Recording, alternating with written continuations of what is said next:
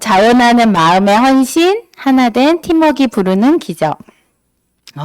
여러분, 우리 신앙생활 속에서 팀워크라는 개념이 얼마나 중요한지 생각해 본 적이 있나요? 우리는 때때로 하나님을 위해 헌신하려 하지만 혼자 감당하려다 지쳐버리는 경우가 많습니다. 그러나 성경을 보면 하나님께서는 혼자 일하는 것이 아니라 언제나 함께하는 공동체를 통해 역사하세요. 또한 하나님께서는 강요와 의무로 일하는 것이 아니라 자원하는 마음으로 헌신할 때 기적을 베푸세요. 이스라엘 백성이 처음에는 노예 근성을 가진 채 억지로 순종하는 모습이었지만 결국 자원하는 헌신을 통해 하나님의 성막을 세우는 백성으로 변화된 것처럼 우리도 기쁨으로 자원하며 하나된 팀워크를 이룰 때 하나님께서는 불가능을 가능하게 하시는 기적을 경험케 하세요.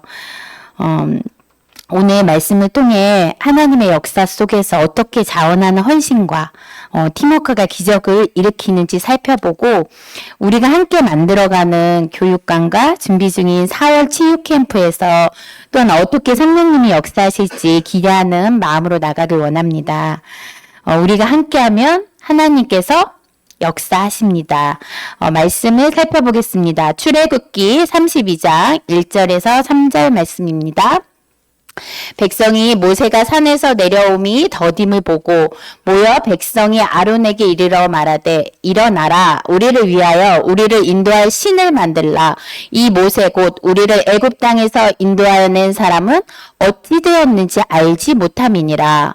아론이 그들에게 이르되 너희의 아내와 자녀의 귀에서 금고리를 빼어 내게로 가져오라. 모든 백성이 그 귀에서 금고리를 빼어 아론에게 가져가매.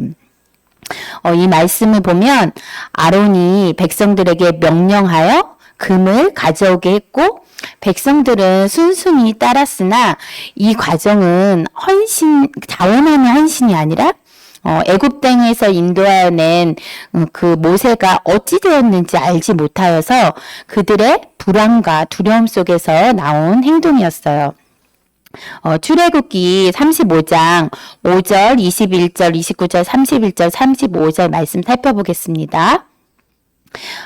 너희의 소유 중에서 너희는 여호와께 드릴 것을 택하되 마음에 원하는 자는 누구든지 그것을 가져다가 여호와께 드릴지니 곧 금과 은과 녹과 마음이 감동된 모든 자와 자원하는 모든 자가 와서 회막을 짓기 위하여 그 속에서 쓸 모든 것을 위하여 거룩한 옷을 위하여 예물을 가져다가 여호와께 드렸으니 마음에 자원하는 남녀는 누구나 여호와께서 모세의 손을 빌어 명령하신 모든 것을 만들기 위하여 물품을 드렸으니 이것이 이스라엘 자손이 여호와께 자원하여 드린 예물이니라.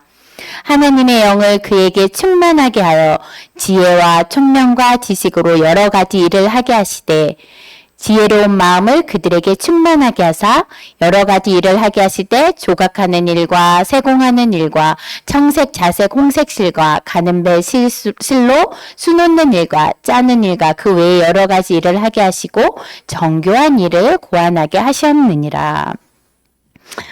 이 출애굽기 35장에서 하나님께서 성막을 지으라고 하셨을 때 모세는 앞에 그 32장 때와는 다르게 억지로 명령하지 않았어요. 아론처럼. 대신 마음에 감동이 있는 자들이 자발적으로 제물을 드렸어요. 하나님의 역사에는 언제나 자원하는 마음이 자리하고 있어요. 이스라엘 백성들은 애굽에서 오랜 동안 강요와 의무에 의해 일하던 노예 근성을 가지고 있었습니다. 그러나 광야에서 하나님을 경험하며 자원하는 마음으로 헌신하는 하나님의 백성으로 변화되었었어요. 출애굽기 32장에서는 금송아지를 만들기 위해 백성들이 스스로 가지고 있던 금을 바쳤습니다. 그러나 얼마 지나지 않아 출애굽기 35장에서 성막을 짓기 위해 자원하는 마음으로 헌신했어요. 같은 백성이었고 광야의 환경도 같았어요. 사용한 재료도 같았지만 그들의 마음과 목적이 달라졌죠. 처음에 이들은 강요받는 삶을 살아왔기 때문에 자유를 주셨음에도 자발적으로 하나님을 찾지 못했고 강요받아 했던 헌신은 우상이 되었지만 그러나 이후 하나님을 진정으로 경험한 후에는 똑같은 재료를 사용해 성막을 짓는 그 자원하는 백성으로 변화됩니다. 우리가 억지로 하면 부담이지만 자원하는 마음으로 기쁨으로 감당하면 하나님께서 말씀에 아까 이렇게 나와 있어요. 하나님의 영을 지혜로운 마음을 충만하게 하사 지혜 총명 지식으로 여러 가지 일을 하게 하신다고 앞에 읽으신 말씀에 나왔습니다. 아무것도 없는 광야에서 성막이 세워지는 기적이 일어나죠. 우리가 마음을 모으면 기적이 시작됩니다. 우리 교회에 교육관을 공사하고 있어요.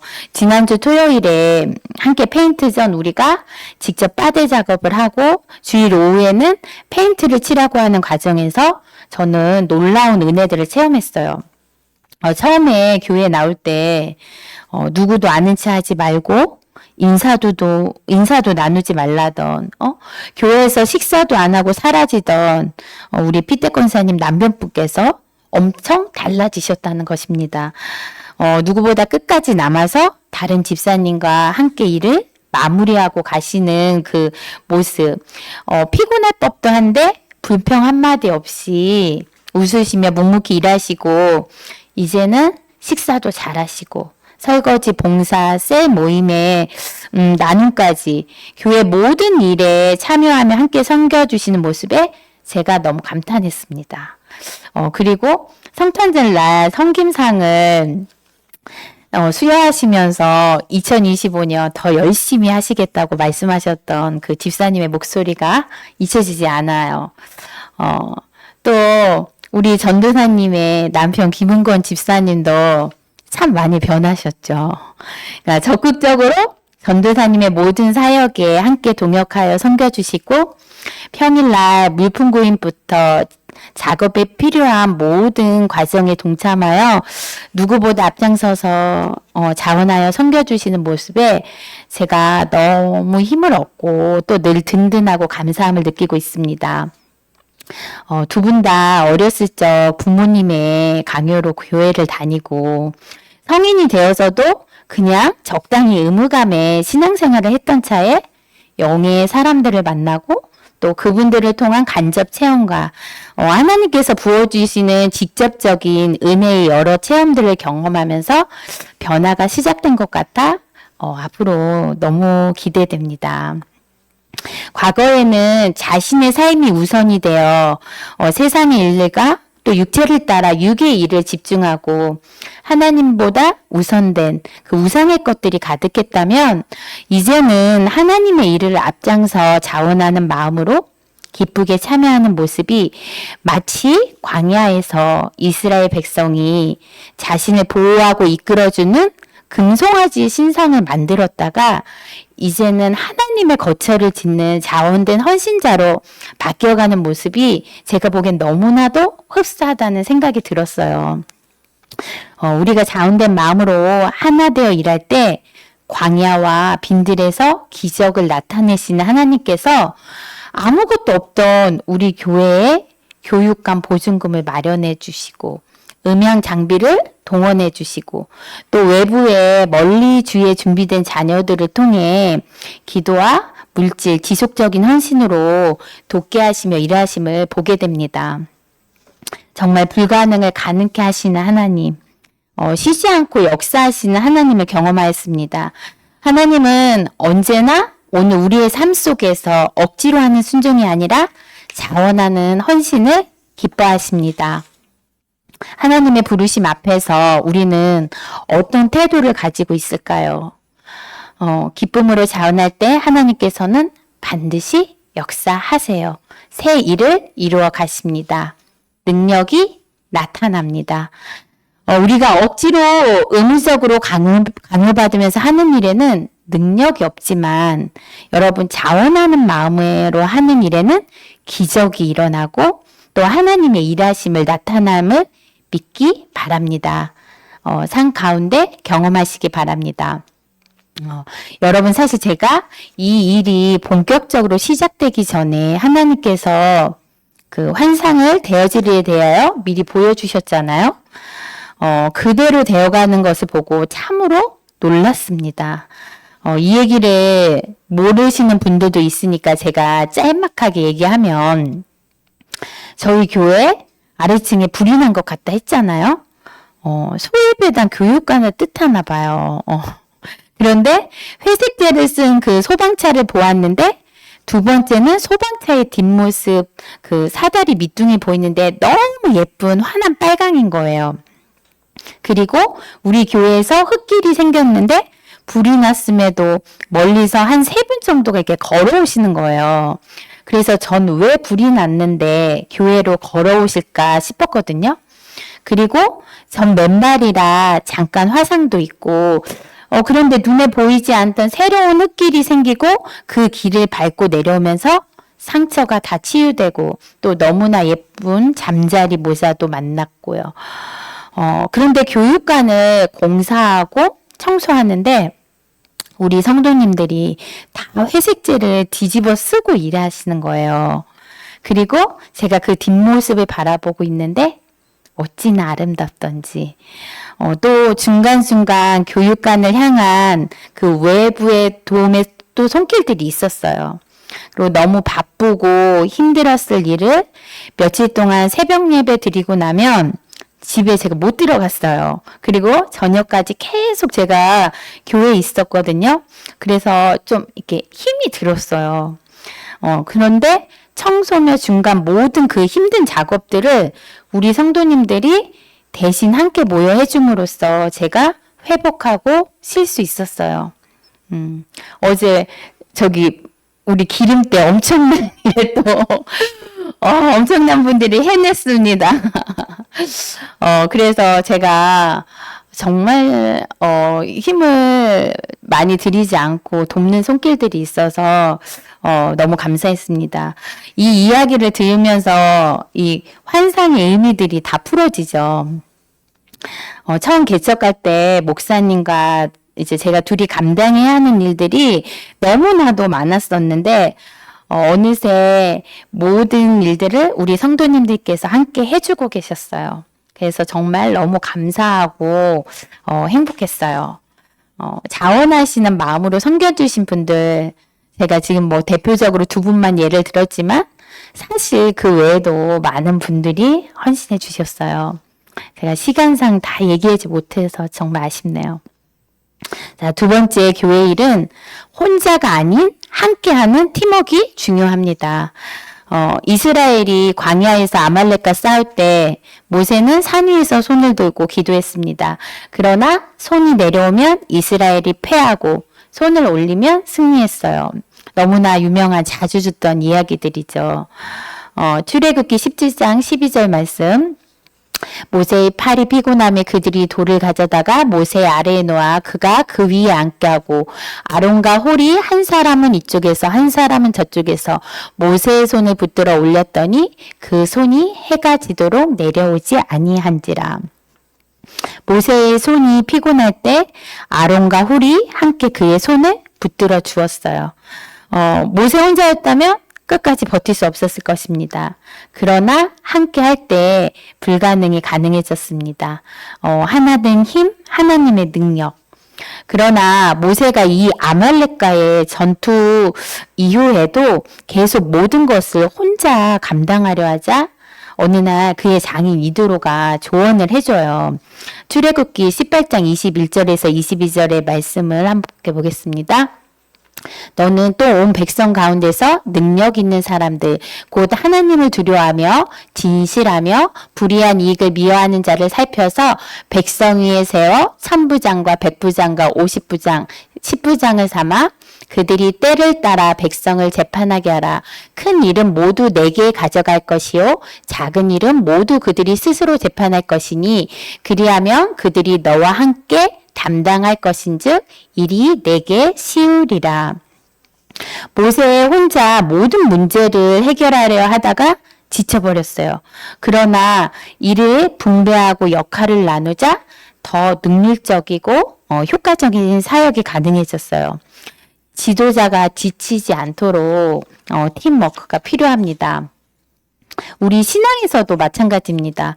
혼자 가려고 하면 지칠 수밖에 없어요. 그러나 함께하면 불가능이 가능해지고 하나님의 능력이 나타나요.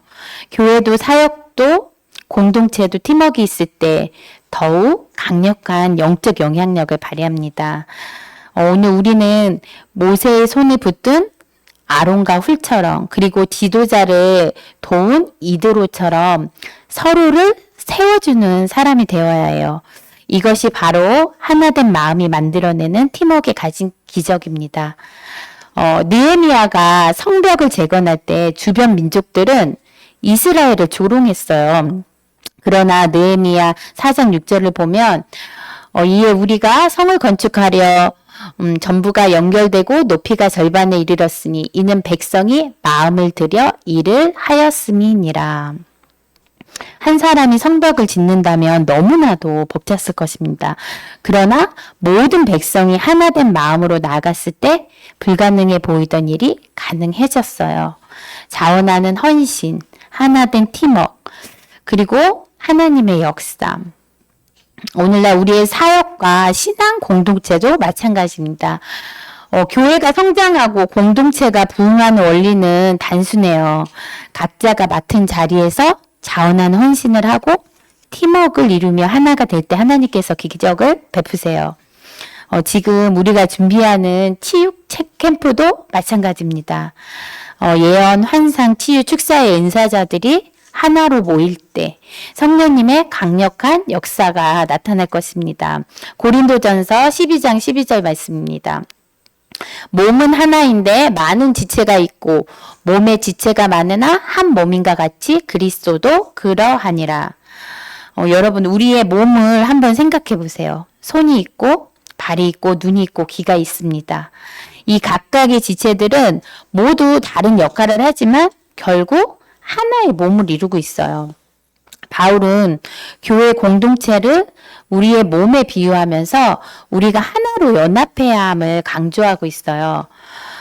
손은 손의 역할을 합니다. 발은 발의 역할을 해요.